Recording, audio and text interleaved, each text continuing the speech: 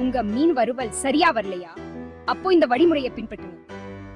முதல்ல மீனை நல்லா சுத்தம் செஞ்சு துண்டுகளா வெட்டிக்கோங்க.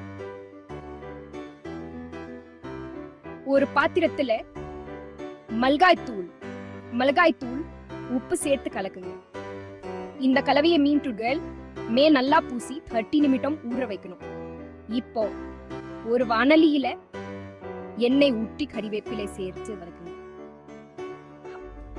ஊற வச்ச மீன் துண்டுகளை 2 பக்கமும் பொன்னிறமா வரும் வரை பொரிச்சு எடுங்க. அதே எண்ணெயில வெங்காயம், தக்காளி, இஞ்சி, பூண்டு சேர்த்து வதக்குங்க. வதங்கினதும் கரம் மசாலா சேர்த்து 1 நிமிடம் வதக்குங்க. பொரிச்சு வச்ச மீன் துண்டுகளை மறுபடியும் வாணலிக்குள்ள போட்டு மெதுவா கிளறுங்க. எல்லா சுவையும் ஒன்னா கலக்க 5 நிமிடம் வேக வைங்க.